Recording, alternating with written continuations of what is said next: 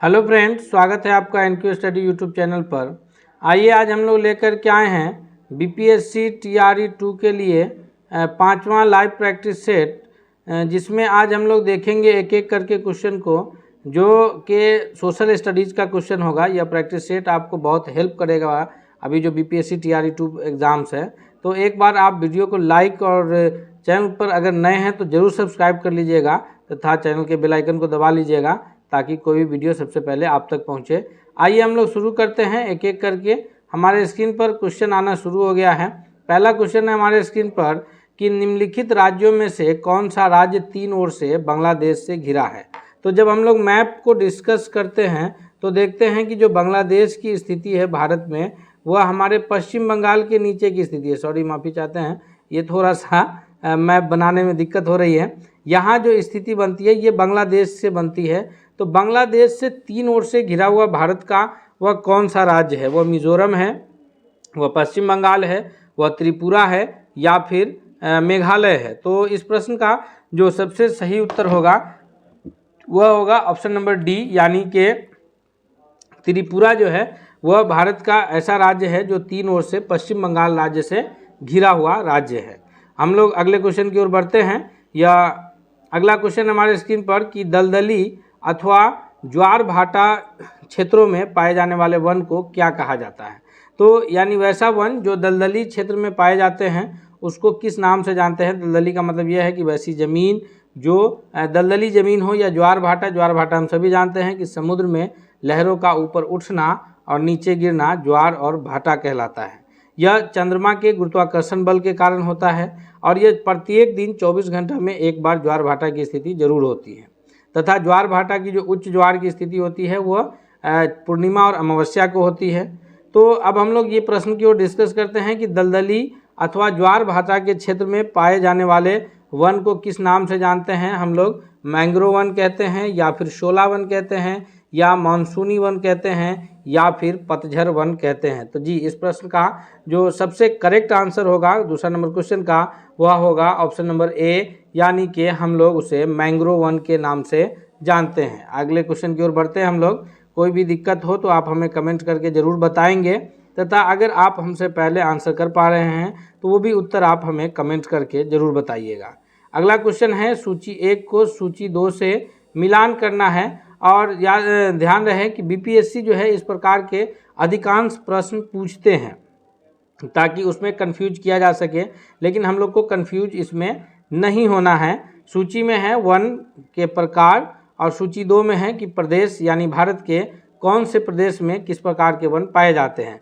उष्णकटिबंधीय आर्द्र पर्णपाती वन है, उष्णकटिबंधीय शुष्क पर्णपाती वन है, अल्पाइन वन है, और उष्णकटिबंधीय सदाबहार वन है। इधर अरुणाचल प्रदेश है, सह्याद्री है, मध्य गंगा का मैदान है, और फिर तराई है। तो इस प्रश्न का जो अगर ध्यान से देखा जाए तो इस क्वेश्चन को जो बनाया गया है वह किस प्रकार से बनाया गया है? तो पहला जो है उष्णकटिबंधीय आर्द्र पर्णपाती वन, यह तराई के क्षेत्रों में पाया जाता है। चौथा ऑप्शन होगा बी के लिए जो है उष्णकटिबंधीय शुष्क पर्णपाती वन, मध्य गंगा का मैदान है। अल्पाइन क्षेत्र जो है यह है अरुणाचल प्रदेश का क्षेत्र, और जो उष्णकटिबंधीय सदाबहार वन है वह सह्याद्री है। यानी ए का 4, बी का 3, सी का 1 और डी का 2। ऑप्शन नंबर ए जो है वो सबसे करेक्ट आंसर है। अगले क्वेश्चन की ओर बढ़ते हैं हम लोग। चौथा नंबर क्वेश्चन है हमारे स्क्रीन पर कि निम्नलिखित में से कौन सा राज्य शहतूत उत्पादित करता है? जी, इस प्रश्न का सबसे सही उत्तर क्या होगा? शहतूत का उत्पादन करने वाला भारत का राज्य कौन सा अग्रणी राज्य है? उड़ीसा है, कर्नाटक है, पश्चिम बंगाल है, या फिर जम्मू और कश्मीर है। तो इस प्रश्न पर अगर हम लोग डिस्कस करें कि जो कौन सा राज्य है भारत का जो शहतूत का उत्पादन करता है, तो इसमें अग्रणी है। शहतूत के कीड़ा से रेशम तैयार किया जाता है और उस रेशम से रेशमी कपड़े बनते हैं। तो शहतूत के जो ये हैं कीड़े हैं, वो शहतूत रेशम का जो उत्पादन करता है वो भारत का सबसे अग्रणी राज्य जो है 1 नंबर पर वह कर्नाटक है। और अगर हम लोग बिहार के सापेक्ष में बात करें तो बिहार राज्य की जो है भागलपुर जिला, बिहार राज्य का भागलपुर जिला जो है वो रेशम उत्पादन के लिए अग्रणी जिला है। तो राज्य के हिसाब से भारत का कर्नाटक है, और राज्य में जिला के हिसाब से अपने बिहार राज्य का भागलपुर जिला है, याद रखेंगे हम लोग। तो हम उम्मीद करते हैं कि यह वीडियो आपको ज़रूर पसंद आ रहा होगा। आप एक बार इस वीडियो को लाइक और दोस्तों के बीच ज़रूर शेयर कीजिएगा, और अगर आप चैनल पर नए हैं तो चैनल को ज़रूर सब्सक्राइब कीजिएगा।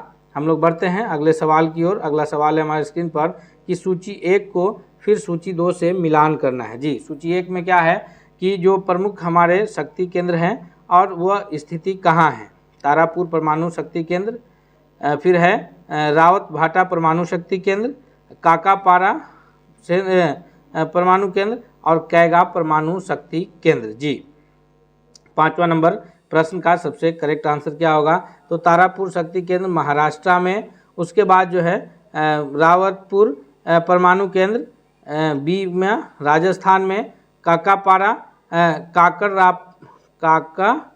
काकरापार कहाँ है? तो यह है गुजरात में, और कैगा परमाणु केंद्र यह है कर्नाटक में, यानी ऑप्शन नंबर सी जो है वो सबसे करेक्ट आंसर होगा।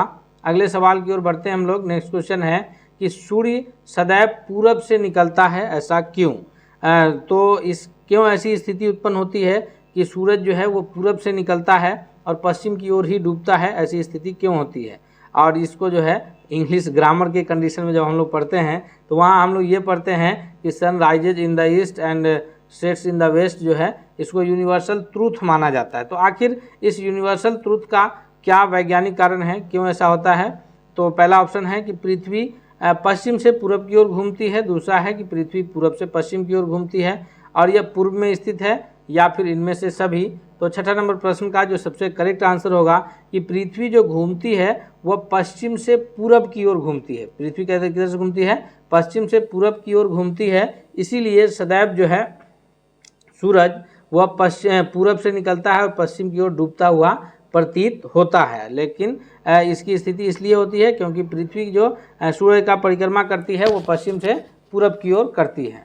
अगले क्वेश्चन की ओर बढ़ते हैं। नेक्स्ट प्रश्न है हमारे स्क्रीन पर कि सूर्य के रासायनिक मिश्रण में हाइड्रोजन कितना प्रतिशत है? 71%, 61% या 75% या फिर 54%? जी, तो 7वां नंबर क्वेश्चन का सबसे जो करेक्ट आंसर होगा वह होगा कि सूर्य के जो रासायनिक मिश्रण है उसमें जो हाइड्रोजन का प्रतिशत है वह 71% है, यानी ऑप्शन नंबर ए जो है वो सबसे करेक्ट आंसर है। अगले क्वेश्चन की ओर बढ़ते हैं हम लोग। नेक्स्ट क्वेश्चन है कि दक्षिणी गोलार्ध में सबसे लंबा दिन कब होता है? याद रखेंगे ये जो ऑप्शंस है ये बहुत ही इंपॉर्टेंट ऑप्शन है। अगर हम लोग पृथ्वी को देखें तो इस तरह से बीचों बीच अगर हम लोग बांट दें तो ये जो 0 डिग्री अक्षांश है जिसको विषुवत के नाम से जानते हैं, ऊपर में उत्तरी गोलार्ध, नीचे में दक्षिणी गोलार्ध, और भारत की जो स्थिति है वो पूरी तरह से अक्षांशीय हिसाब से उत्तरी गोलार्ध में है। भारत की स्थिति कहाँ है? पूरी तरह से उत्तरी गोलार्ध में है। 8 डिग्री 4 मिनट से भारत का उत्तरी अक्षांश शुरू होता है, 37 डिग्री 6 मिनट पर भारत का उत्तरी अक्षांश में अक्षांशीय विस्तार खत्म होता है। तो अब दक्षिण गोलार्ध का सबसे लंबा दिन पूछा जा रहा है। तो हम सभी जानते हैं कि पृथ्वी का जो परिक्रमा करने की स्थिति है उसके हिसाब से दक्षिणी गोलार्ध में जो सबसे लंबा दिन होता है वो 22 दिसंबर का दिन होता है। Option number D correct answer होगा। ये चारों ऑप्शन बहुत ही इंपॉर्टेंट है, याद रखेंगे हम लोग। दक्षिणी गोलार्ध में सबसे लंबा दिन 22 दिसंबर को, और उसी दिन उत्तरी गोलार्ध में सबसे छोटा दिन होता है, यानी हमारे भारत में 22 दिसंबर को सबसे छोटा दिन होगा। ठीक है, याद रखेंगे हम लोग। उत्तरी गोलार्ध में सबसे लंबा दिन किधर होगा? नॉर्थ साइड में सबसे लंबा दिन जो है वो 21 जून को होता है, और उसी दिन 21 जून को दक्षिणी गोलार्ध में जो देश स्थित होंगे, जैसे ऑस्ट्रेलिया है, दक्षिण अफ्रीका का कुछ हिस्सा है, तो उस दिन क्या होगा कि वहाँ सबसे छोटी रात होगी। उत्तरी गोलार्ध में कब? 21 जून। दक्षिणी गोलार्ध में 22 दिसंबर को सबसे बड़ा दिन, और उस दिन सबसे छोटा दिन उत्तरी गोलार्ध में। भारत की स्थिति कहाँ है? उत्तरी गोलार्ध में, इसलिए भारत में सबसे छोटा दिन कब होगा? 22 दिसंबर को, और सबसे बड़ा दिन कब होगा? 21 जून को। अब बात आती है 23 सितंबर और 21 मार्च की। तो ये जो तिथि है ये समद्विरात्रि कहलाता है, यानी दोनों गोलार्ध में उत्तरी और दक्षिणी इस दिन और रात बराबर होते हैं। क्योंकि इस दिन दोनों गोलार्ध में दिन और रात बराबर होने का कारण ये है कि सूरज की जो स्थिति होती है वो इस 0 डिग्री अक्षांश पर सीधा पड़ता है, और इसी कारण जो है उस दिन और रात बराबर होती है। अगले क्वेश्चन की ओर बढ़ते हैं। नेक्स्ट क्वेश्चन है कि पृथ्वी से सबसे निकट ग्रह कौन है? बुध है, शुक्र है, बृहस्पति है या फिर मंगल है। जी 9वां नंबर प्रश्न का सबसे करेक्ट आंसर क्या है? तो हम सभी जानते हैं कि पृथ्वी की जो बहन है तो वो सबसे निकट ग्रह के रूप में कौन जाना जाएगा? वो शुक्र ग्रह को जानते हैं। ऑप्शन नंबर बी सबसे करेक्ट आंसर होगा। जी अगले क्वेश्चन की ओर बढ़ते हैं हम लोग। नेक्स्ट क्वेश्चन है कि निम्नलिखित में से किसने पहली बार कहा कि पृथ्वी गोल है? जी पृथ्वी गोल है ऐसा सबसे पहले कौन दार्शनिक ने कहा था? अरिस्टोटल ने कहा था, यानी अरस्तु ने कहा था, या फिर कोपरनिकस ने कहा है, या स्ट्रैबो ने कहा है, या फिर इनमें से कोई नहीं। जी हम एक एक करके प्रश्नों को, सभी प्रश्नों का हल विस्तार के से बताते चल रहे हैं। हम उम्मीद करते हैं कि आपको बहुत पसंद आएगा। आप इसका नोट्स भी बना सकते हैं अपने भविष्य की तैयारी के लिए। इस तैयारी में तो ये आपको बहुत मील का पत्थर साबित होगा ही। तो इसलिए आप अगर हमारे चैनल पर नए हैं तो ज़रूर सब्सक्राइब कीजिएगा और इस वीडियो को लाइक भी कीजिए और साथ ही साथ दोस्तों के बीच भी शेयर कीजिए ताकि वो लोग भी फ़ायदा उठा सकें। कह रहा है कि निम्नलिखित में से किसने पहली बार पृथ्वी को गोल बताया है? तो यह कौन बताए हैं? यह जो बताए हैं वो अरिस्टोटल ने बताए हैं, यानी ऑप्शन नंबर ए जो है करेक्ट आंसर होगा। अरस्तु ने कहा है कि पृथ्वी गोल होती है। अगले क्वेश्चन की ओर बढ़ते हैं। कह रहा है कि अर्थशास्त्र किस विषय पर लिखी गई पुस्तक है? अर्थशास्त्र जो है जिसकी रचना किन्होंने किया है? अर्थशास्त्र की रचना जो है वह कौटिल्य ने किया है, जिनका अन्य नाम विष्णुगुप्त और चाणक्य भी है। यह चंद्रगुप्त मौर्य के दरबार में प्रधानमंत्री थे। चंद्रगुप्त मौर्य के राजनीतिक गुरु भी हैं। मौर्य शासन की स्थापना में इनका अहम ये रहा है। तो ये इन्होंने अर्थशास्त्र की रचना किए हैं। यह आधारित पुस्तक है, किस पर आधारित है? अर्थव्यवस्था पर, या राजतंत्र पर, या राजनीति पर, या साहित्य पर। तो यह जो पुस्तक है अर्थशास्त्र, यह जो लिखी गई है अर्थशास्त्र पुस्तक, यह राजतंत्र नहीं बल्कि राजनीति पर आधारित पुस्तक है और यह पुस्तक राजनीति पर लिखी गई है। अगले क्वेश्चन की ओर बढ़ते हैं। 12वां नंबर प्रश्न है हमारे स्क्रीन पर कि जायसी निम्नलिखित में से किसकी रचना है? जी जायसी निम्नलिखित में से किसकी रचना है? ब्रह्मगीत, पृथ्वीराज, या मृगावती, या पद्मावत। जायसी ने कौन सी रचना किया है? प्रश्न थोड़ा सा ये है। तो जायसी ने इनमें से कौन सी रचना किए हैं? वो भ्रमर गीत की रचना किए हैं, पृथ्वीराज की रचना किए हैं, या मृगावती की, या फिर पद्मावत की। तो इस प्रश्न का जो सबसे करेक्ट आंसर होगा 12वां नंबर क्वेश्चन का, वो ऑप्शन नंबर डी है कि उन्होंने पद्मावत की रचना किए हैं, यानी ऑप्शन नंबर डी जो है वो सबसे करेक्ट आंसर है। अगले क्वेश्चन की ओर बढ़ते हैं कि बंगाल का गवर्नर जनरल कौन था? बंगाल का प्रथम गवर्नर जनरल जो है वो वारेन हेस्टिंग है, या फिर लॉर्ड क्लाइव हैं, या वेलेस्ली हैं, या फिर लॉर्ड विलियम बेंटिक है। तो इस प्रश्न का सबसे जो करेक्ट आंसर है, हम सभी जानते हैं कि जो बंगाल का सबसे पहला गवर्नर जनरल हुआ है वह कौन हुआ है? वह वारेन हेस्टिंग हुआ है। इसलिए ऑप्शन नंबर ए जो है इस प्रश्न का सबसे सही उत्तर के रूप में जाना जाएगा। अगले क्वेश्चन की ओर बढ़ते हैं हम लोग। नेक्स्ट क्वेश्चन कौन सा है? तो 14वां नंबर प्रश्न हमारे स्क्रीन पर है कि 1882 ईस्वी में शिक्षा पर हंटर कमीशन की नियुक्ति किसने की थी? शिक्षा के लिए जो हंटर कमीशन 2 आया है, याद रखेंगे। एक जो हंटर कमीशन आया है वो किसके लिए आया है?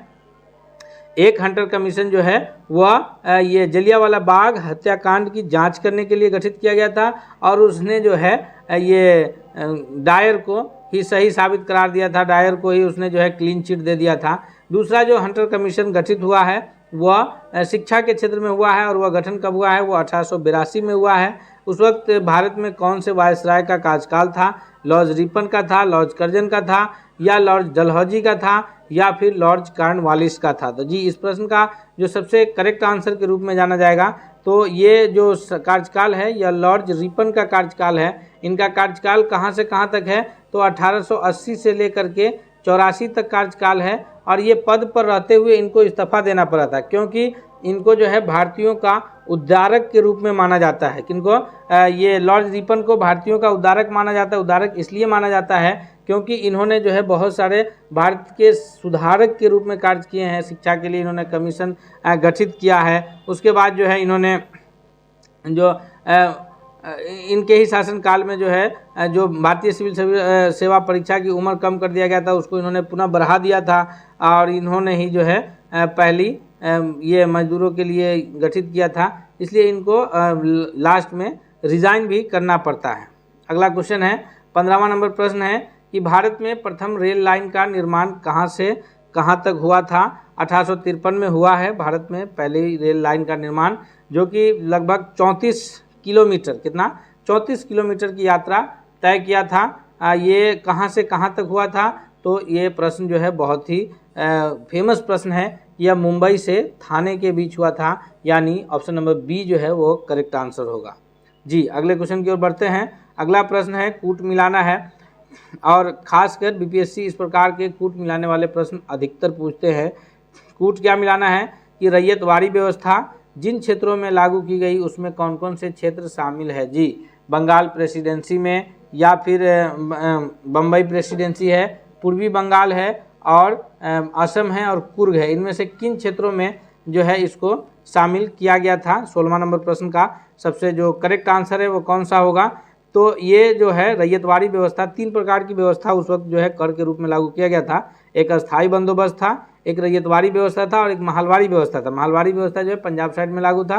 रैयतवाड़ी जो अस्थाई बंदोबस्त था वो बिहार और संयुक्त जो बंगाल के साथ था उस इलाके में लागू था, और ये सारा इलाका जो है इसमें रैयतवाड़ी व्यवस्था लागू था। यानी इस प्रश्न का option number D correct answer होगा कि बम्बई प्रेसिडेंसी, मद्रास प्रेसिडेंसी, पूर्वी बंगाल, असम, इन सारे इलाकों में जो है ये रैयतवाड़ी व्यवस्था लागू किया गया था। अगला है कि महाराष्ट्र का सुकरात किसे कहा जाता है। महाराष्ट्र का सुकरात बाल गंगाधर तिलक को कहा जाता है, या फिर बिपिन चंद्र पाल को कहा जाता है, या फिरोज शाह मेहता को कहा जाता है, या महादेव गोविंद रनाडे को कहा जाता है। तो इस प्रश्न का जो सबसे करेक्ट आंसर होगा ऑप्शन नंबर डी होगा कि महादेव गोविंद रनाडे को जो है वह महाराष्ट्र का सुकरात कहा जाता है। जी, अगले क्वेश्चन की ओर बढ़ते हैं हम लोग। अगला है कि राजा राम मोहन राय से संबंधित निम्नलिखित कथनों पर विचार करना है। पहला कथन कौन सा है। जी, हम एक बार फिर आपसे गुजारिश करेंगे कि आप अगर चैनल पर नए हैं तो जरूर सब्सक्राइब कीजिएगा, और इस वीडियो को भी लाइक कीजिए, दोस्तों के बीच भी शेयर कीजिए। क्वेश्चन नंबर 18 है कि राजा राम मोहन राय से संबंधित निम्नलिखित कथनों पर विचार कीजिए। उन्होंने विधवा पुनर्विवाह का समर्थन किया, उन्होंने सती प्रथा का उन्मूलन का जोरदार समर्थन किया, उन्होंने अंग्रेजी शिक्षा के प्रवर्तन का समर्थन किया। इसमें कौन सा कथन जो है वह सही है। तो अगर ध्यान से देखा जाए 18वां नंबर प्रश्न का जो सबसे करेक्ट आंसर है कि उन्होंने विधवा पुनर्विवाह का भी समर्थन किया है, उन्होंने सती प्रथा के उन्मूलन के लिए भी बहुत अधिक प्रयास किया है, और उनके कारण ही सती प्रथा के उन्मूलन के खिलाफ जो है कानून बना, और वो अंग्रेजी शिक्षा के प्रवर्तन भी के भी समर्थक रहे हैं, इसलिए उनको आधुनिक भारत का ये है निर्माता के रूप में जाना जाता है। अर्थात option number D correct answer होगा। तीनों कथन जो है उनसे संबंधित है। अगले क्वेश्चन की ओर बढ़ते हैं। सूची 1 को सूची 2 से सुमेलित करना है। ब्रह्म समाज जिसकी स्थापना 1828 में हुई है, आदि ब्रह्म समाज, भारतीय ब्रह्म समाज, और फिर साधारण ब्रह्म समाज, इनमें किसकी स्थापना कौन किए हैं, इस प्रश्न को हम लोग डिस्कस करेंगे। तो अगर हम लोग ध्यान से देखें इस प्रश्न को एक एक करके, तो ये किसने किसकी ये किए हैं। तो 19वां नंबर क्वेश्चन के लिए जो है वो ब्रह्म समाज की स्थापना राजा राम मोहन राय ने किया है। ब्रह्म समाज की स्थापना, आदि ब्रह्म समाज की स्थापना देवेंद्र नाथ टैगोर ने, भारतीय ब्रह्म समाज की स्थापना केशव चंद्र सेन ने, और साधारण ब्रह्म समाज की स्थापना आनंद बोस ने, ये क्षमा चाहते हैं, भारतीय ब्रह्म समाज की स्थापना आनंद बोस ने किए हैं, और ये साधारण ब्रह्म समाज की केशव चंद्र सेन ने किए हैं। यानी इस प्रकार इसका ऑप्शन नंबर जो है वो ए ही करेक्ट आंसर होगा। अगले क्वेश्चन की ओर बढ़ते हैं हम लोग। नेक्स्ट क्वेश्चन कौन सा है हमारे स्क्रीन पर कि किसने महिलाओं के लिए वामा बोधिनी पत्रिका निकाली थी। किसने महिलाओं के लिए वामा बोधिनी पत्रिका निकाली है। केशव चंद्र सेन है, या फिर ईश्वर चंद्र विद्यासागर है, राजा राम मोहन राय है, या देवेंद्र नाथ टैगोर है। तो इस प्रश्न का जो सबसे सही उत्तर है वो ऑप्शन नंबर ए है कि केशव चंद्र सेन है। अगले क्वेश्चन की ओर बढ़ते हैं हम लोग। नेक्स्ट क्वेश्चन कौन सा है, तो अगला प्रश्न है हमारे स्क्रीन पर। जी, नेक्स्ट क्वेश्चन है 21वां नंबर प्रश्न है कि निम्नलिखित में से पारित कानून धार्मिक अयोग्यता, निम्नलिखित कानून पारित हुआ था कब, 1856 में कौन कौन सा कानून पारित हुआ है। धार्मिक अयोग्यता का कानून है, विधवा पुनर्विवाह का कानून है, और राज्य हड़पने के सिद्धांत, इनमें से कौन कौन सा जो है वो 1856 में पारित हुआ है। तो इस प्रश्न का 21वां नंबर क्वेश्चन का जो सबसे सही उत्तर होगा वह होगा ऑप्शन नंबर ए, यानी कि धार्मिक अयोग्यता का कानून और सती निदेश रेगुलेशन जो है यह पारित हुआ है 1856 ईस्वी में। इसलिए पहला और तीसरा जो है ये करेक्ट आंसर होगा। अगले प्रश्न की ओर बढ़ते हैं कि निम्नलिखित में से नेक्स्ट क्वेश्चन है कि निम्नलिखित में से किसकी स्थापना ज्योतिबा फूले ने की थी। 22वां नंबर क्वेश्चन का सबसे करेक्ट आंसर क्या होगा कि सत्यशोधक समाज है, दलित वर्ग मिशन समाज है या बहुजन समाज है या फिर इनमें से कोई नहीं। 22वां नंबर क्वेश्चन के लिए जो सबसे सही उत्तर होगा कि सत्यशोधक समाज की स्थापना जो है वो ज्योतिबा फूले के द्वारा किया गया था। वो सत्यशोधक समाज की स्थापना किया गया था। नेक्स्ट क्वेश्चन की ओर बढ़ते हैं हम लोग। 23वां नंबर प्रश्न है कि किस वायसराय के शासनकाल में पहला फैक्ट्री अधिनियम पारित हुआ था। जी, इससे पहले हम लोग पीछे भी चर्चा किए थे कि वायसराय जिनको भारतीय समाज का उद्धारक के रूप में जाना जाता है वो कौन है, वह हैं लॉर्ड रिपन। इनके ही शासनकाल में शिक्षा के लिए हंटर कमेटी का गठन किया गया था और इनके ही शासनकाल में जो है वो पहला फैक्ट्री अधिनियम पारित हुआ था, यानी ऑप्शन नंबर सी जो है वो करेक्ट आंसर होगा इस प्रश्न के लिए। अगले क्वेश्चन की ओर बढ़ते हैं। अगला क्वेश्चन है कि अखिल भारतीय व्यापार संघ all India trade union Congress AITUC all India trade union Congress के प्रथम अध्यक्ष कौन थे। BV गिरी हैं, SA डांगे हैं, पंडित जवाहरलाल नेहरू हैं या फिर लाला लाजपत राय हैं। जी, तो 24वां नंबर सवाल का जो सबसे सही जवाब होगा वह होगा कि जो ये हैं अखिल भारतीय व्यापार संघ Congress all India trade union Congress की जो स्थापना 1920 में हुआ था। इसकी स्थापना कब हुई थी, 1920 में, और इसके जो प्रथम अध्यक्ष थे वो थे Lala Lajpat Rai. Option number D जो है वो करेक्ट आंसर है। अगले क्वेश्चन की ओर बढ़ते हैं। नेक्स्ट क्वेश्चन है हमारा कि अवध में एका आंदोलन का उद्देश्य क्या था। अवध जो है वो बंगाल के ये लखनऊ साइड के एरिया को अवध के नाम से जाना जाता है। तो अवध में एका आंदोलन का जो प्रमुख उद्देश्य था वो सरकार को लगान देना बंद करना था या जमींदारों के अधिकारों की रक्षा करना था या सत्याग्रह की समाप्ति थी, खरीफ एवं रबी के समय सरकार को लगान बराबर देना। तो ये जो एका आंदोलन का उद्देश्य था वो था कि सरकार को लगान देना बंद करना।